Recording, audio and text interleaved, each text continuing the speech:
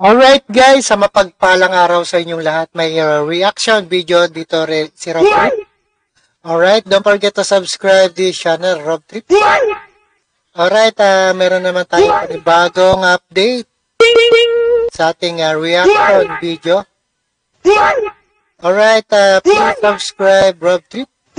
Meron tayong 24 going to 24 subscriber. Alright, Alice Guo, ayan, magpapiyansa sa election case sa Kapas RTC. Kahit di siguradong makakalaya ito. Alright, intro muna tayo guys.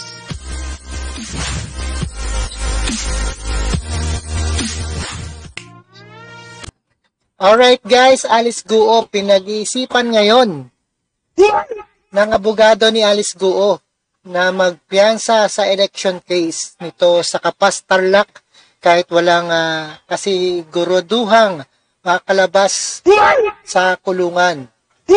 Plano na rin itong ipatigil muna ang pagdinig sa naturang kaso habang wala pang desisyon sa hiwalay na kaso ukol sa pag-cancela ng birth certificate at ininunsyo ng pamahalaan. Alright, panoorin po natin na per review. Let's do watch. For this one, kasi hindi pa kami nakakapag-bail talaga din. Pero bailable offense naman siya. So yun muna ilalakarin namin. Magbe-bail muna kami for until next week. At ayusin lang namin yung mga requirements and all. Planong magpiyansa ng kampo ni dismissed Bamban Mayor Alice Guo para sa kasong material misrepresentation o election case na kinakaharap nito sa Kapas Tarlac. Ayan, planong magpiyansa para tumakbo yata itong si Alice Guo bilang mayor ng Kapas Tarlac. Alright, dito sa RTC. Kahit di siguradong makakalaya. Regional Trial Court. Ayon sa kanyang legal counsel na si Attorney Nicole Hamilla, ito muna ang kanilang pagtutuunan ng pansin habang inaantay ang pre-trial sa kaso. Bagamat hindi pa rin naman makakalabas ng kulungan ang dating alkalde kahit bayaran ang 36,000 na piyansa dahil may unbailable itong kaso na qualified human trafficking pero mahalaga para sa kanilang kampo na maayos ang kaniyang atraso. Pero kasi para lang din maayos purposes of kasi of course ang hope namin is makapag-bail pa din kami kasi ongoing yung petition for bail namin. So para at least man lang kapag nag-grant, hopefully, yes. Ayan, makaka-bail kaya ito at walang tiyak na makakalaya, di sigurado.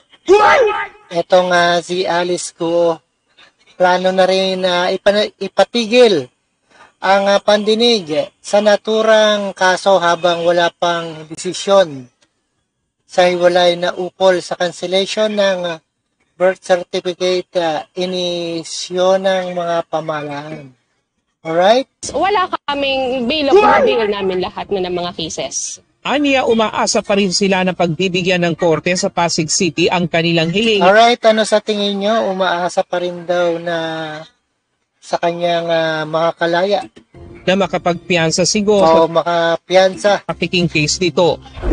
Pinag-aaralan din ng kampo ng dating alkalde ang paghahain ng motion para suspindihin muna ang pagdinig sa kaso habang hinihintay ang desisyon sa hiwalay na kaso na naglalayong makansela ang birth certificate nito.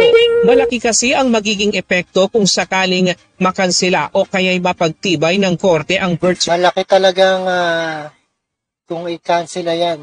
certificate ni Guo. Ayon kay Attorney Hamilla, ang inisyu na birth certificate pa rin ang matibay nilang batayan na Pilipino ang dating alkalde. Well, in so far as we're concerned, konektado po sila without dwelling much on the merits. Ang sinasabi po kasi namin is meron kaming may certificate of live birth si Mayora na na-issue sa kanya. So that's a proof na Filipino citizen siya. So yun po yung pinakang defense talaga. Ayan, Pilipino daw. Ito nga si Alice Guo. Ni Mayora, even sa immigration case niya. Isinagawa na kanina ng korte sa Capas Tarlac ang arraignment ni Go sa kasong material misrepresentation na inihain ng COMELEC nitong Oktubre. Inaakusahan si Go ng paglabag sa Section 74 ng Omnibus Election Code dahil sa pagpapakilala nitong siya ay isang Pilipino sa kanyang Certificate of Candidacy noong 2022 elections sa kabila ng pagiging Chinese kumano nito. Sa pamamagitan ng video conference kaninang umaga, naghain ng not guilty plea si Go Huaping o Alice Go sa Regional Trial Court Branch 66 ng Capas Tarlac para sa kasong material misrepresentation. Pebrero ng susunod na taon na itinakda ng korte ang pre-trial sa kaso. Ayan, panibago na naman hearing sa Pebrero para kay Capas Tarlac Mayor Banban. Ito nga si Alice Go. Ayan. Ryan Lacanla. Alright, panoorin natin at subaybayan nating reaction video. Don't forget to subscribe, Rob Trip. At maraming salamat sa panonood at pagkinig dito kay Rob Trip. Alright, see us again sa ating reaction video. Alright, thank you guys and peace out sa inyong lahat.